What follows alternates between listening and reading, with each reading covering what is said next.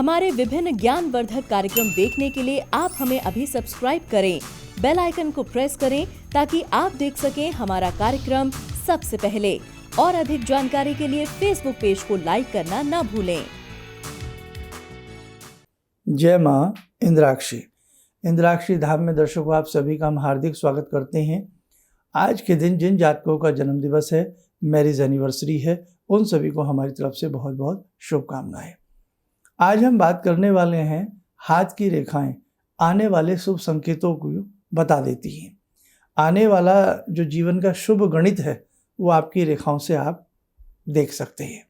ऐसी ही कुछ चर्चा आज के इस अंक में हम करने वाले हैं। आज 14 सितंबर है। आज के दिन बृहस्पति जो हैं वक्र गति से जा रहे हैं। बहुत लोग भयभीत हो रहे हैं, डर रहे हैं, तो डरने की आवश्यकता नहीं है। कोई भी ग्रह जब वक्र गति में आता है तो वो उसकी गति मंद तो हो जाती है, लेकिन ज़रूरी नहीं कि वो सभी के लिए नुकसानदेह हो। इसके लिए आप हमारे खास विशेषांक राशि परिवर्तन का हमने बनाया है और सूर्य 17 तारीख को राशि परिवर्तन करेंगे, वो कार्यक्रम भी हमने बना दिया है।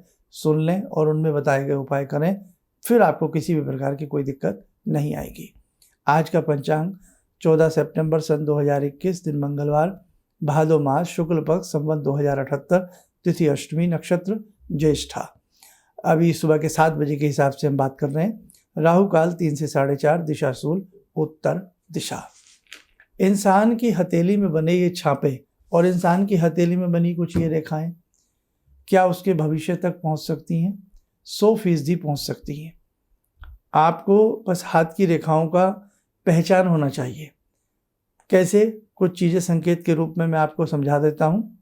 देखो, कई बार व्यक्ति की हथेली में बहुत सारी रेखाएं जन्म ले लेती हैं। ओबड़ खाबड़ रेखाएं आ जाती हैं, छोटी बड़ी रेखाएं आ जाती हैं, रेखाओं के गुच्छे बनने लगते हैं। हथेली की आभा, हथेली का रंग रूप बदलने लगता है, कालेपन पे आने लगता है। वो समय हमारे लिए अशुभकारी होगा, वो समय हमारे लिए शुभकारी नहीं होगा। लेकिन आज का टॉपिक है कि शुभ संकेत। तो शुभ संकेतों में अगर आपकी हथेली बहुत सारी रेखाओं से घिरी है, छोटी छोटी आवर्त रेखाएं, तिर्यक रेखाएं उन्हें काटती हैं, हथेली के ग्रहों के अपेक्स कटे हुए हैं, अचानक आपको ये लगने लगे कि मेरी हाथ की रेखाओं में जो बहुत सारी रेखाएं थी वो कम होती जा रही हैं। आपने देखा अपना हाथ, अरे 6 महीने पहले बहुत सारी रेखाएं हुआ करती थी, अब रेखाएं कम हो रही हैं। वो स्थिति आपके लिए कोई शुभ संकेत लेकर के आ रही है। हथेली में रिंग फिंगर के नीचे बनी सन लाइन, सूर्य रेखा, नवग्रहों के राजा होते हैं सूर्य। यही सूर्य रेखा यदि आपको डेवलप होती दिखाई दे, पहले छोटी सी थी, अब थोड़ी सी ऊपर को बढ़ रही है, शुभ संकेत है। कहीं ना कहीं जिस क्षेत्र के लिए आप तरक्की करना चाहते हैं, जो मन में आपकी चीज़ें चल रही हैं, वो ईश्वर की कृपा से पूरी होंगी। कई बार कोई व्यक्ति कोर्ट केस में फंसे होते हैं, अगर सूर्य रेखा प्रबल हो जाए तो कोर्ट केस में उसकी विजय होती ही होती है। या किसी प्रमोशन के लिए तैयारी कर रहे हैं, कोई कंपटीशन ऐसा देना चाह रहे हैं, तो वहाँ पर भी आपको कहीं ना कहीं शुभ संकेत, शुभ लाभ प्राप्त होगा। मैरिज लाइन, लिटिल फिंगर के नीचे मरकरी माउंट के ऊपर मैरिज लाइंस होती हैं। लाइंस कई बार 2-2 भी होती हैं, 3-3 भी होती हैं। अर्थ नहीं कि 3 शादी होंगी, पहचानना पड़ता है कि इसमें से ओरिजिनल रेखा कौन सी है। यदि अचानक यहाँ जो वैवाहिक रेखाएं होती हैं, उन रेखाओं पे कोई दाग बना हो, पहले से कोई धब्बा बना हो, रेखा आगे जाकर के 2 मुही हो रही हो, या तलवार जैसी कोई रेखा काटती हो, अचानक वो रेखा धूमिल होने लग जाए, दाग धब्बे गायब होने लग जाएं, वैवाहिक जीवन के शुभ संकेत प्राप्त होंगे। विवाह नहीं हो रहा है, शीघ्र होगा। और यदि विवाह हो चुका है, वैवाहिक जीवन उलझनों से भरा है, लाभ मिलेगा।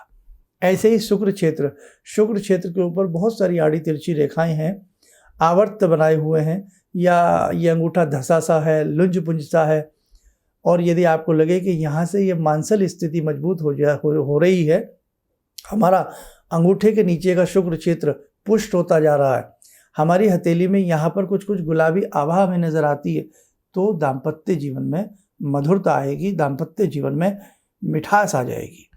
आपकी छोटी छोटी बातों को लेकर के जो पति पत्नी के बीच में मनमुटाव होते हैं, उसमें आपको सुधार की स्थिति नज़र आएगी। अक्सर ये तो हथेली की बात है, अक्सर व्यक्ति को अपने अंदर से एक सुगंध का आना, अपने अंदर से एक सुगंध जैसी महसूस होना, ये जब व्यक्ति पूजा करे उस वक्त में भी एक सुगंध जैसी बयार उसको महसूस होना शुभ संकेत होता है। अपने अंदर से अक्सर दुर्गंध आना, आसपास से कहीं से अक्सर दुर्गंध महसूस होना अशुभ संकेत होता है।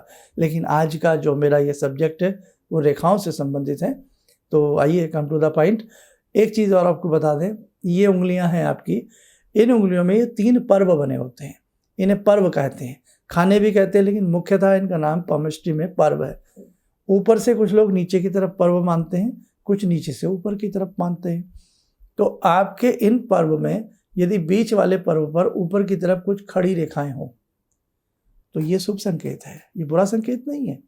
और एक चीज़ और बता दें, हर व्यक्ति की ये जो इंडेक्स फिंगर होती है, पहली उंगली, इसको पहली उंगली कहा जाता है, समझे, ध्यान रखना, इंडेक्स फिंगर को पहली उंगली कहा जाता है। इस पहली उंगली का झुकाव, बहुत बड़ी बात बता रहा हूँ, इस पहली उंगली का झुकाव यदि थोड़ा सा बाहर की अंदर की तरफ होगा, हथेली की तरफ होगा, हथेली की तरफ होगा, तो ऐसा व्यक्ति भावुक होगा। ऐसा व्यक्ति अपनी जो गंभीरता है हृदय की छिपा नहीं सकता। और यही इंडेक्स फिंगर यदि आपकी मध्यमा की तरफ इसका झुकाव ज़्यादा ना हो, अक्सर मध्यमा की तरफ झुकाव होता है रेखा का, इसीलिए लोगों के पेट में बातें नहीं पचती हैं। इस उंगली का झुकाव यदि थोड़ा सा बाहर की तरफ हो और थोड़ा पीछे की तरफ हो, ऐसा व्यक्ति कदापि अपने राज आपको नहीं बताएगा, छिपा करके रखेगा। बात बात पर जब बातें चल रही होती हैं, इन उंगलियों को व्यक्ति अपनी मुट्ठी में भींच करके बातें अक्सर करे, अक्सर ऐसे बहुत लोग ऐसे बैठ जाते हैं। ऐसे बैठने वाला व्यक्ति हमेशा अपने राज को छुपाने के रखने का प्रयास करता है।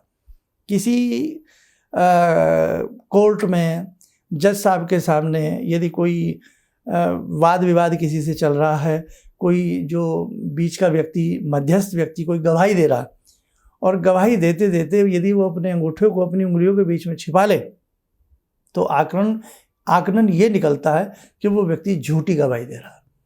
बहुत व्यक्ति बात करते करते अपने बटन को पकड़ने लगते हैं, ऐसे आपने देखा हो कभी, बातें चल रही है बटन पकड़ने, इसका भी बहुत गहरा राज होता है। सब्जेक्ट आज नहीं है, लेकिन बातें याद आ जाती है तो बताने को मन लालायित हो उठता है। अब आपकी हथेली में एक चीज़ और बहुत बड़ी है, कुछ लोगों की हथेली लालिश पे होती है, कुछ लोगों की हथेली पीलेपन पे होती है, कुछ की कालेपन पे होती है।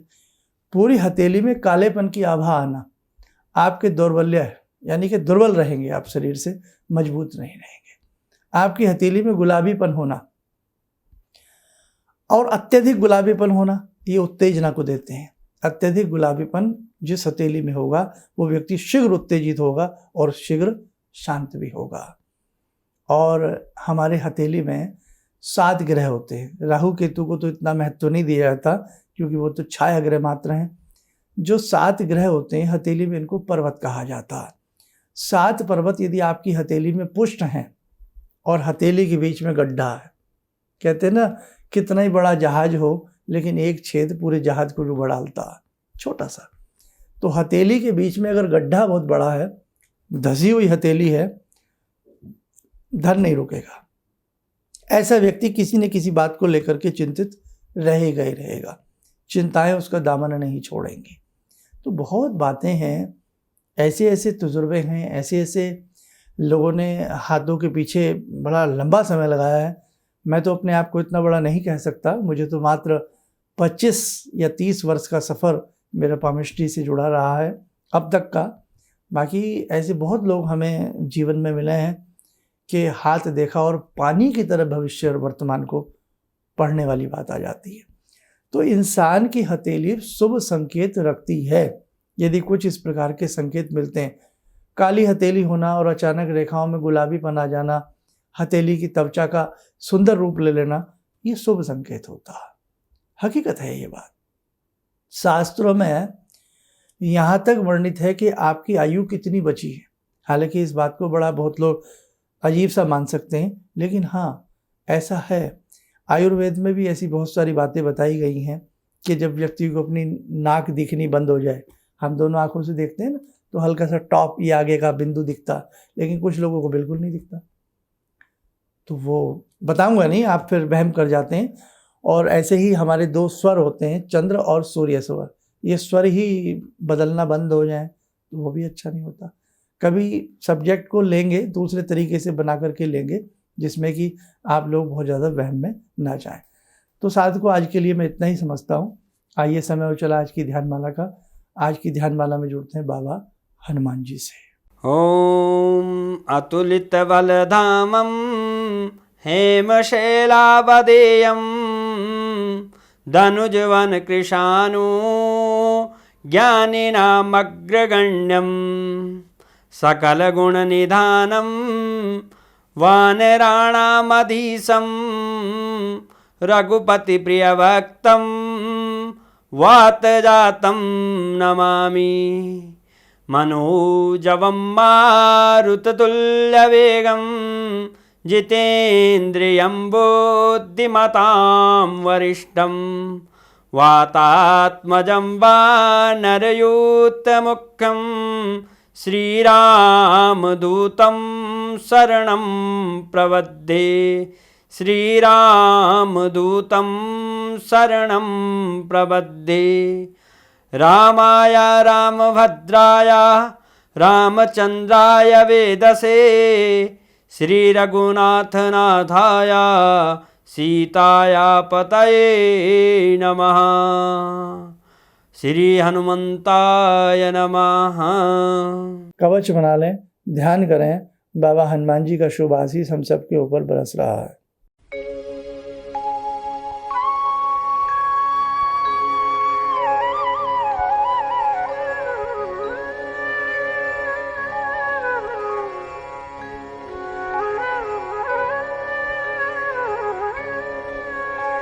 ओम बोलते हुए नेत्र खोलें, सामान्य हो जाएं। हाथ की रेखाओं की एक विशेषता और है, यदि आपके पास डेट ऑफ बर्थ नहीं है, जन्म समय नहीं पता, आपको बहुत अच्छे से मालूम नहीं है कि हम कितने बजे पैदा हुए थे, तो किसी भी निकटतम पामिष्ट को जो हाथ देखना जानते हैं, उन्हें सामुद्रिक शास्त्री भी कहते हैं। इस विद्या को सामुद्रिक विज्ञान भी कहा जाता है।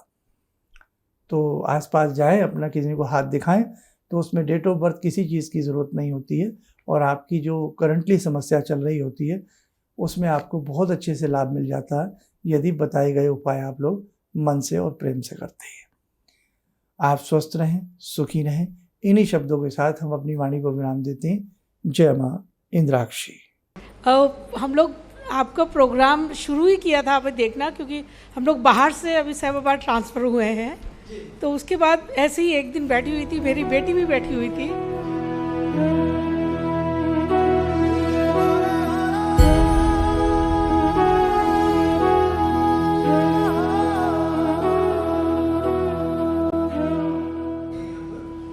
उस टाइम उसके पास जॉब नहीं थी। थोड़ा टाइम उसने जॉब छोड़ी। मैंने एकदम से बोला उसको कि तुम ये लगाओ फ़ोन, और पहली बार ही में ही उसका आपके साथ फ़ोन लग गया। पहली बार ही उसका फ़ोन लगा और आपने कहा कि उसको बहुत अच्छी नौकरी मिलेगी, और थोड़े दिन बाद ही उसको बहुत अच्छी नौकरी मिल गई और वो बहुत अच्छी नौकरी कर रही है। धन्यवाद बहुत इसके लिए। किसी भी समस्या के समाधान के लिए मिले प्रसिद्ध हस्तरेखा एवं वास्तु विशेषज्ञ प्रोफेसर धर्मेंद्र शर्मा जी से।